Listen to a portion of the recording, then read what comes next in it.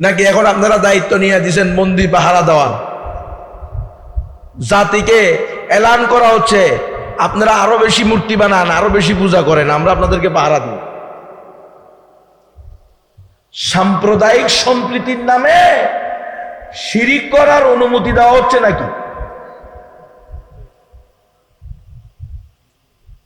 অমুসলিমরা, মুশরিকরা, কাফেররা তারা যে আকীদা বিশ্বাস নিয়ে চলে, তারা যে আমল করে, কুফর এবং শিরিক করে, এগুলো কি আল্লাহর নিকটে পছন্দনীয়? রসুলের নিকটে পছন্দনীয়? আল্লাহ আল্লাহ রসুলের পক্ষ থেকে অনুমোদিত? তাহলে আমি আল্লাহ আল্লাহ রসুলের বান্দা ওয়ারিস হওয়া সত্ত্বে আমিও সেগুলোকে পছন্দ করতে পারি না। এটাই তো ইমানের তাকাদা, এটাই তো ইসলামের তাকাদা। সূরা মুমতাহিনার 4 নম্বর আয়াতে রব্বুল আলামিন বলতেছেন, ক্বাদ কানাত লাকুম উসওয়াতুন হাসানাতুন ফি ইব্রাহিমা ওয়াল্লাযীনা মাআহু ইয ক্বালু লিকওমিহিম ইন্না বুরাআউ মিনকুম ওয়া মিম্মা তা'বুদুনা মিন দুনিল্লাহ কাফারনা বিকুম ওয়া বাদা বাইনানা ওয়া বাইনাকুমুল আদাওয়াতু ওয়াল বাগদাউ আবাদা হাত্তা তু'মিনু বিল্লাহি ওয়াহদা। কি বললেন আল্লাহ তাআলা? এই আমার বান্দা বান্দিরা, বিশ্বজাহানের ইমানের দাবিদারেরা, মুসলমান হওয়ার দাবিদারেরা, নিজেদের মুসলমানিত্ব দাবি করো, তোমাদের জন্য উত্তম আদর্শ রয়েছে হযরত ইব্রাহিম আলাইহিস সালাম এবং তার অনুসারীদের মধ্যে। ইব্রাহিম আলাইহিস সালাম কি মূর্তি পাহারা দিছে না মূর্তি ভাঙছে? কথা ভালো করে বুঝিয়েন। ইব্রাহিম আলাইহিস সালাম এবং তার সাথীরা মূর্তি পাহারা দেয় নাই, কাউকে শিরিকের অনুমতি দেয় নাই, বাপের বিরুদ্ধে, আত্মীয়ের বিরুদ্ধে, সমাজের বিরুদ্ধে, মুশরিকদের বিরুদ্ধে বজ্র হুঙ্কার ছেড়েছে। দেখেন, উদার হওয়া ভালো, কিন্তু এত উদার হওয়া যাবে না যে আপনি ইমানের গণ্ডি থেকে বের হয়ে যাবেন। ইসলামের গণ্ডি থেকে বের হয়ে উদার হওয়ার সুযোগ নাই। আমরা অন্যায়ভাবে কারো মূর্তিও বানতে যাব না, অন্যায়ভাবে কারো মন্দিরও বানতে যাব না, কিন্তু কেউ ইসলামের বিরুদ্ধে, মুসলমানের বিরুদ্ধে, কোরআনের বিরুদ্ধে উস্কানি দিলে তাকে এই দেশের জনগণ ছেড়ে কথা বলবে না। আমরা যেমনি ভাবে অন্যায়ভাবে কারো মূর্তি ভাঙবো না, অন্যায়ভাবে কারো মন্দির ভাঙবো না, ঠিক তেমনি ভাবে কোন কাফের, কোন মুশরিক, কোন বেঈমান, আল্লাহর দ্রোহীরা আল্লাহর সাথে শিরিক করুক, এটাকেও আমরা সমর্থন করব না। মাসলা পরিষ্কার। আমার এই দায়িত্ব কে দিল? মন্দির পাহারা দেওয়ার দায়িত্ব রাষ্ট্রের, রাষ্ট্র পরিচালকদের। পুলিশ আছে, র্যাব আছে, বিজিবি আছে, আছে না নাই? কত বাহিনী আছে। এদের কাজটা কি? এদের কাজ হলো খালি ওলামায়ে কেরামকে গুম করা আর জেলখানায় পাঠানো। আর ওলামায়ে কেরামের দায়িত্ব হলো মূর্তি পাহারা দেওয়া। কি কথা এগুলো? আয় আফসোস, এগুলো সব গণতন্ত্রের বিস্ফল। গণতন্ত্রকে যে মাধ্যম বানাইছেন, তরিকা বানাইছেন, ইসলাম প্রতিষ্ঠা করার জন্য রাস্তা বানাইছেন।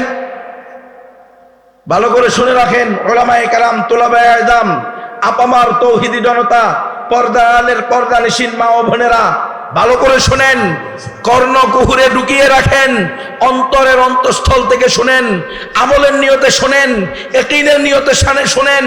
গণতন্ত্র হলো ইসলাম ধ্বংস করার সবচেয়ে বড় যন্ত্র। গণতন্ত্র হলো ঐক্য ধ্বংস করার সবচেয়ে বড় মাধ্যম।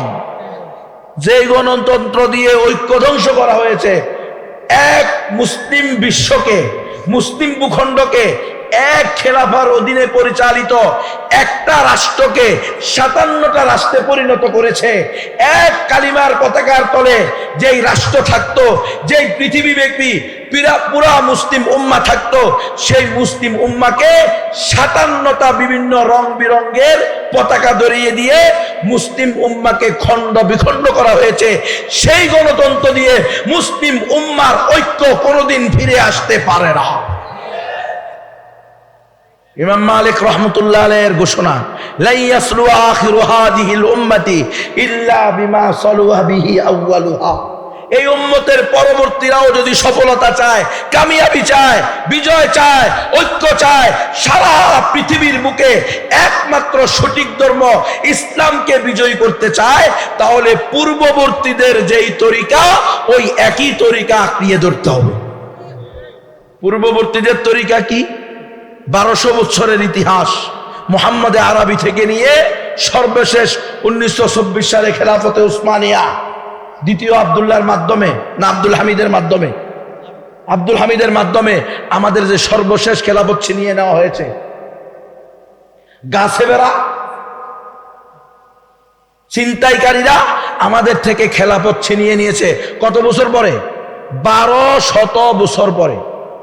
পৃথিবীর বুকে 1200 বছর আলহামদুলিল্লাহ মুসলমানরা খেলাফা আলা মিনহাজিন নবুওয়া, নবুয়তের আদলে খেলাফত পরিচালিত করেছে।